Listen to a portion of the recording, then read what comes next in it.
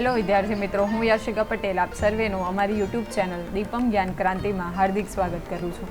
મિત્રો, આ વિડીયોમાં આપણે ધોરણ 11 વાણિજ્ય પત્ર વ્યવહાર અને સેક્રેટરીયલ પ્રેક્ટિસ એટલે કે એસપીસીસી અંતર્ગત જે વિભાગ નંબર 2 છે સેક્રેટરીયલ પ્રેક્ટિસ, તો એનું ત્રીજું ચેપ્ટર જે છે કંપનીની સ્થાપના વિધિ, તો એનો અગાઉનો ટોપિક જે છે કંપનીની સ્થાપના વિધિ અને સ્થાપના પહેલાંનો તબક્કો, એટલે કે કંપનીની સ્થાપના કરવા પહેલાં આપણે કઈ કઈ બાબતોને ફોલો કરવી પડશે, તો એ અંગે આપણે વિસ્તૃત ચર્ચા કરવાના છે. અગાઉના વિડીયોમાં આપણે કંપનીનો અર્થ શું થાય, કે કંપની ધારા 2013 પ્રમાણે કંપનીનો અર્થ અને સાથે સાથે કંપની કયા કયા પ્રકારના લક્ષણો એટલે કે કેરેક્ટરિસ્ટિક્સ ધરાવે છે, તો એની આપણે ચર્ચા કરી હતી. હવે આજના વિડીયોમાં કંપનીની સ્થાપના વિધિ એટલે કે પ્રોસિડ્યુર ફોર ઇનકોર્પોરેશન ઓફ કંપની, તો એની આપણે વાત કરીએ. તો કંપનીની સ્થાપના કરવામાં ઘણી બધી કાયદાકીય જોગવાઈઓનું પાલન કરવું પડે છે અને એટલા માટે કંપનીની સ્થાપના વિધિ જટિલ અને ખર્ચાળ છે. મેં તમને અગાઉના વિડીયોમાં પણ કીધું હતું કે તમને MCQsમાં પૂછાઈ શકે કે કંપનીની સ્થાપના વિધિ કેવી છે અને નીચે ઓપ્શન આપ્યો હોય તો આપણો આન્સર શું છે? જટિલ અને સાથે સાથે ખર્ચાળ છે. આ કાર્ય અચાનક થઈ જતું નથી, તે માટે 2 તબક્કામાંથી પસાર થવું પડે છે. એક છે સ્થાપના પહેલાંનો તબક્કો અથવા તો નોંધણી પહેલાંનો તબક્કો, અને બીજું છે નોંધણીનું પ્રમાણપત્ર મેળવવાનો તબક્કો. તો કયા 2 તબક્કામાંથી આપણે પસાર થવું પડે? તો સ્થાપના પહેલાંનો તબક્કો એટલે કે નોંધણી પહેલાંનો તબક્કો, અને પછી છે નોંધણીનું પ્રમાણપત્ર મેળવવાનો તબક્કો. હવે જ્યારે કંપનીની સ્થાપનાનું આપણે જો સ્વપ્ન સેવ્યું હોય તો એ કાર્ય અચાનક સિદ્ધ થઈ જતું નથી. એટલે કે આપણે માની લઈએ કે 2-3 દિવસમાં કંપનીની સ્થાપના કરી દઈએ તો એ વસ્તુ અશક્ય છે. એના માટે ઘણા બધા તબક્કાઓમાંથી પસાર થવું પડે છે. તો અહીં પણ તમને પૂછાઈ શકે કે કંપનીની સ્થાપના વિધિ માટે મુખ્યત્વે કયા 2 તબક્કા અગત્યના છે? તો સૌપ્રથમ છે સ્થાપના પહેલાંનો તબક્કો અથવા તો નોંધણી પહેલાંનો તબક્કો, અને નંબર 2 જે છે નોંધણીનું પ્રમાણપત્ર મેળવવાનો તબક્કો. તો સૌપ્રથમ આપણે જોઈએ સ્થાપના પહેલાંનો તબક્કો એટલે કે નોંધણી પહેલાંનો તબક્કો, પ્રાઇમરીલી સ્ટેજ. આ કંપનીની સ્થાપનાનો પ્રથમ તબક્કો છે. એટલે કે જ્યારે આપણે કોઈ કંપની સ્થાપવાનું સ્વપ્ન સેવ્યું હોય તો સૌપ્રથમ આપણે સ્થાપના પહેલાંનો તબક્કો એટલે કે નોંધણી પહેલાંનો તબક્કો જે છે એને ફોલો કરવો પડશે. આ પ્રારંભિક તબક્કામાં કંપની સ્થાપવાની વ્યવહારુ શક્યતા, સાધનોની ઉપલબ્ધિ અને મૂડી વિશે તપાસ કરવામાં આવે છે. એટલે કે આપણે માની લઈએ કે આપણે કોઈ કંપની સ્થાપવાની છે, કંપનીની સ્થાપના વિધિ કરવાની છે, તો એની શક્યતા કેટલી રહેલી છે, તો એની વ્યવહારુ શક્યતા એટલે કે એ ખરેખર કેટલા અંશે શક્ય છે, એ જો આપણે સ્થાપીશું તો એની શક્યતા કેટલી રહેલી છે. સાથે સાથે સાધનોની ઉપલબ્ધિ, કયા કયા સાધનો આપણને જરૂરી છે, તો એની ઉપલબ્ધિ થશે કે કેમ, તો એ વિશેની અને સાથે સાથે મૂડી વિશેની તપાસ કરવામાં આવે છે. એટલે કે જો આપણે કેવા પ્રકારની કંપની સ્થાપવા માંગીએ છીએ અને સાથે સાથે કેટલી મૂડીની આવશ્યકતા છે, મૂડી મતલબ કેપિટલ, કેટલા નાણાંની આવશ્યકતા છે, તો એની આપણે શું કરીશું? તપાસ કરીશું. અને એટલા માટે કંપનીએ નીચે પ્રમાણે એટલે કે આપણે જે હવે જોવાના છે તો એ તબક્કામાંથી પસાર થવું પડે છે. તો સૌપ્રથમ આપણે જોઈએ તો ધંધાની સ્થાપનાનો વિચાર, the idea of the promotion of company or business. જો એક વસ્તુ તમે યાદ રાખજો મિત્રો, કે આપણા મગજમાં જ્યાં સુધી વિચાર ન આવે તો ત્યાં સુધી એ કાર્ય સક્સેસ થઈ નહીં શકે. હવે આ જે વિચાર છે ને એ અમૂર્ત સ્વરૂપનો હોય છે. એટલે કે એ વિચાર આવી ગયો, હવે આ આવેલા અમૂર્ત વિચારને આપણે મૂર્ત કેવી રીતે બનાવવાનો છે? મૂર્ત બનાવવાનો છે એટલે કે આપણે કંપની બનાવવાની છે. તો અમૂર્ત તબક્કાથી મૂર્ત તબક્કા સુધી આપણે પહોંચવાનું છે. તો સૌપ્રથમ આપણને શું આવશે? વિચાર આવશે, અને ધીરે ધીરે આપણે એમાંથી શું બનાવીશું? કંપનીની સ્થાપના કરીશું. ફોર એક્ઝામ્પલ આપણે માની લઈએ કે તમે ધોરણ 11ના વિદ્યાર્થીઓ છે, તો તમને વિચાર આવે સૌપ્રથમ કે મારે આ વખતે ધોરણ 11માં 80% લાવવાના છે. તો તમારો વિચાર આવ્યો. હવે વિચાર આવી ગયો, એ અમૂર્ત છે, તો એ વિચારને તમારે પૂરો કરવા માટે શું કરવું પડશે? એની પાછળ તમે મહેનત કરશો, રાઈટ? અને મહેનતને અંતે તમે ધારેલું પરિણામ મેળવી શકશો, એટલે કે તમે ફર્સ્ટ રેન્ક લાવી શકશો. સેમ વસ્તુ છે કંપનીમાં, કે કંપનીનો વિચાર આવે છે કે મારે કંપની બનાવવી છે, તો પછી એની પાછળ શું કરવાનું? કે એમાં જે બીજ રોપણ કરવાનું, એટલે કે કલ્પના શક્તિને આપણે વિકસાવીશું, એના આધારે આપણે જોખમ લેવા માટે તૈયાર થઈશું, અને પછી ધીમે ધીમે આપણે શું કરીશું? ધંધો શરૂ કરીશું. તો એને આપણે ડિટેલમાં ચર્ચા કરીએ. તો સૌપ્રથમ આપણે કંપનીની સ્થાપના પહેલાંનો તબક્કો જે છે, નોંધણી પહેલાંનો તબક્કો, તો એમાં સૌપ્રથમ શું થશે કે ધંધાની સ્થાપનાનો વિચાર આવશે. કંપની સ્વરૂપમાં ધંધાની સ્થાપના અંગેનો ખ્યાલ એક વ્યક્તિને કે વ્યક્તિના સમૂહને ઉદ્ભવે છે. કોઈ એક વ્યક્તિને ઉદ્ભવે અથવા તો આપણા જેવા 2-5 મિત્રો હોય તો એ મિત્રો બેઠા હોય અને અચાનક વિચાર આવે કે ચાલો આપણે કંપની અથવા તો ધંધાની શરૂઆત કરીએ. તો એ અંગેનો ખ્યાલ જે છે એ ક્યાં તો એક વ્યક્તિને ઉદ્ભવે છે અથવા તો વ્યક્તિના સમૂહને ઉદ્ભવે છે. આ ખ્યાલ ધંધાની સ્થાપના તરફ દોરી જાય છે અને જે ખ્યાલ ઉદ્ભવ્યો છે તો એ ખ્યાલ શું કરશે કે ધંધાની એને સ્થાપના તરફ દોરી જશે. એટલે કે એને ખ્યાલ આવ્યો છે, પછી એ મહેનત કરશે કે મારે કયા આધારે કયા પરિબળો કેટલા મૂડીરોકાણની જરૂર છે અને પછી એમાં શું થશે કે કંપનીના ધંધાની શરૂઆત થશે.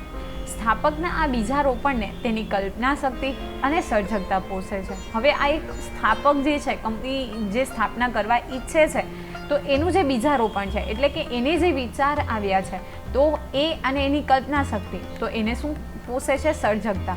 એટલે કે એનામાં જે સાહસ ખેડવાની અભિવૃત્તિ છે તો એને આધારે શું કરશે એ કંપનીની સ્થાપના કરશે. તે તેમાં રહેલા જોખમો ઉઠાવવા તૈયાર હોય છે અને માનવ શક્તિ તેમજ માલ સામાનને ક્રિયાશીલ કરી ધંધા તરફ વાળે છે ત્યારે કંપની અસ્તિત્વમાં આવે છે. હવે ખબર જ છે કે જો તમારે કંપની અથવા તો કોઈ ધંધાની શરૂઆત કરવી છે તો એમાં તમારે જોખમો ઉઠાવવા તમારે તૈયાર રહેવું પડશે. આઈ થિંક મિત્રો તમે એક એડવર્ટાઇઝ જોઈ છે મ્યુચ્યુઅલ ફંડની, જેમાં સચિન તેંડુલકરની એક એડવર્ટાઇઝ છે કે એક બાળક જે છે તો એને ક્રિકેટર બનવું છે, પરંતુ એની જે મધર છે એને જે સ્ટ્રગલિંગ થાય છે એટલે કે એને બોલ હેલ્મેટમાં વાગે છે અથવા તો એને પેડ ઉપર લાગે છે, એને હર્ટ થાય છે, તો ત્યારે એ કહે છે કે મારે આવી રીતે નથી એને ક્રિકેટર બનાવવો. ત્યારે સચિન તેંડુલકર પાસે એને પૂછે છે કે તમે કેવી રીતે ઇન્વેસ્ટ કરો છો તો એ કહે છે કે મ્યુચ્યુઅલ ફંડમાં. ત્યારે એ કહે છે કે મ્યુચ્યુઅલ ફંડ પણ માર્કેટોના જોખમને આધારે જ છે, તો તમારે ક્રિકેટર બનવું હશે તો તમારે જોખમ ઉઠાવવા તૈયાર રહેવું પડશે. તો સેમ વસ્તુ અહીંયા પણ છે કે જો તમે કંપનીની સ્થાપના કરો છો તો તમારે શું કરવું પડશે જોખમ ઉઠાવવા માટે તૈયાર રહેવું પડશે. હું તમને એક લોકલ એક્ઝામ્પલ આપું કે ચલો માની લઈએ કે તમારે કોઈક સ્વીટની શોપ ઓપન કરવી છે. ઓકે, હવે તમે સ્વીટ તો બનાવી દીધી પરંતુ એની સામે કોઈ ખરીદનાર નથી કે તમારી શોપમાં કોઈ ખરીદવા માટે નથી આવતું, તો બની શકે કે થોડા સમય પછી જે સ્વીટ્સ છે એ ખરાબ થઈ જાય. તો ખરાબ થશે તો ડેફિનેટલી આપણને ખોટ જશે. તો એક પ્રકારનું શું છે જોખમ છે. તો આપણે જોખમ ઉઠાવવા શું રહેવું પડશે તૈયાર રહેવું પડશે. અને સાથે સાથે આપણી જે માનવ શક્તિ છે અને માલ સામાન તો એને ક્રિયાશીલ જે ધંધો છે તો એના તરફ આપણે વાળીશું ત્યારે કંપની શું થશે અસ્તિત્વમાં આવે છે. એટલા માટે કંપનીને પ્રવર્તકનો માનસ પુત્ર કહેવામાં આવે છે. ખૂબ જ અગત્યનો પ્રશ્ન છે. પ્રવર્તક એટલે તમને ખબર છે કે જે વ્યક્તિને કાયદાકીય વ્યક્તિત્વ અપાવવા માટેની જે વિધિ કરશે તો એને આપણે શું કહીશું કંપનીનો પ્રવર્તક કહીશું. અને કંપનીનો પ્રવર્તક એ શું છે માનસ પુત્ર. શા માટે માનસ પુત્ર? કારણ કે કંપનીના પ્રવર્તકના મનમાં એટલે કે માનસ પટ ઉપર એ પહેલાં વિચાર આવે છે કે મારે કંપનીની સ્થાપના કરવી છે.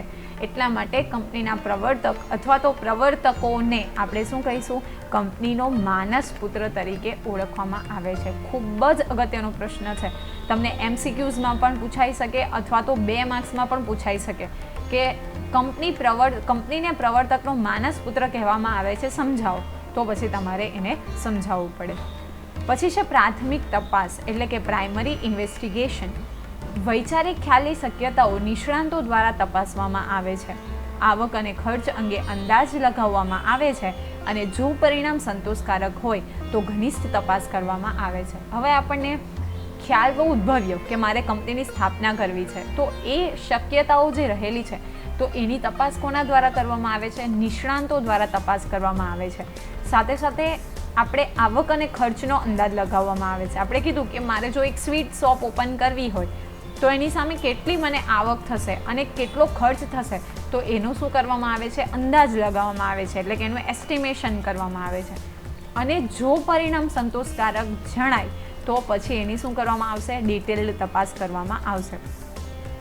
કેવી રીતે પ્રાથમિક તપાસ? માની લઈએ કે મારે કોઈક એરિયામાં સ્વીટ શોપ ખોલવી છે, તો એ એરિયા કેવો છે, એનું લોકેશન કેવું છે, ત્યાંના પબ્લિકની મેન્ટાલિટી શું છે, શું સેલિંગ થશે કે કેમ.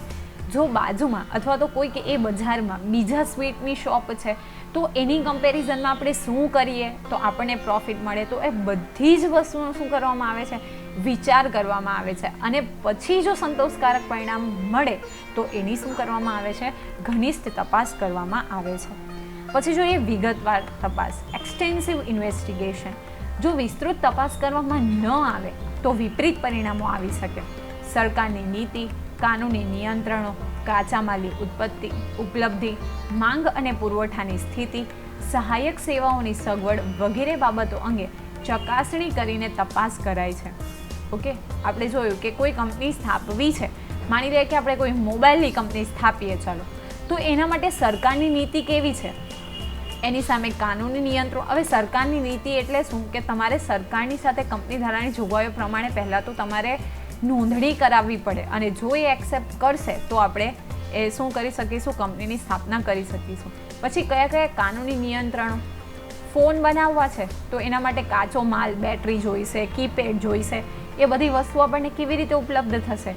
સાથે સાથે એની માંગ કેવી છે, આપણે ફોન બનાવી લીધો અને માર્કેટમાં સેમસંગ અને ઘણી બધી કંપનીઓ છે તો આપણી સામે આપણા ફોનની માંગ કેવી રીતે થશે.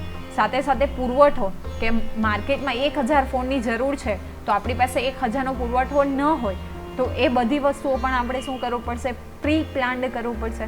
સાથે સાથે સહાયક સેવાઓની સગવડ, માની લઈએ કે આપણી કંપની મુંબઈમાં છે અને સુરતમાં આપણને માલ પહોંચાડવાની જરૂર છે તો એ સેવાઓ આપણને કેવી રીતે સગવડ ઉપલબ્ધ થશે.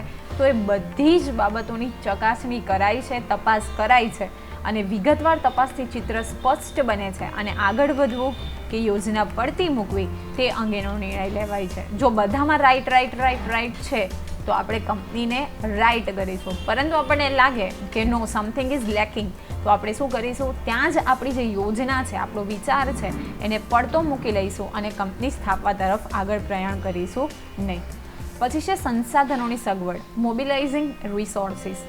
પ્રોજેક્ટને આગળ ધપાવવાનો નિર્ણય લેવામાં આવે ત્યારે જરૂરી સંસાધનો જેમ કે મશીનરી, સાધનો, જમીન વગેરેની સ્થાપના કરવા પત્રવ્યવહાર, કરાર અને અન્ય જરૂરી વિધિઓ કરવામાં આવે છે. બધું મોબાઈલની કંપની સ્થાપવી છે તો એના આધારે મશીનરી જોઈશે, સાધનો જોઈશે, કઈ જમીન ઉપર આપણે કંપનીનું પ્રોજેક્ટ નિર્માણ કરીશું તો એ સાથે સાથે એની જે વ્યવસ્થા કરવાની છે, પત્રવ્યવહાર કરવાનો, કરાર કરવાનો અને અન્ય જરૂરી વિધિ છે એ બધી જ વિધિઓનું ફોલો કરીને આપણે પહેલાં ચેક કરીશું કે આપણા જે સંસાધનો એટલે કે આપણા જે રિસોર્સિસ છે એ આપણને મળે છે કે કેમ, અને એની સગવડ થશે તો આપણે કંપની આગળ વધારવા અંગેનો વિચાર કરીશું.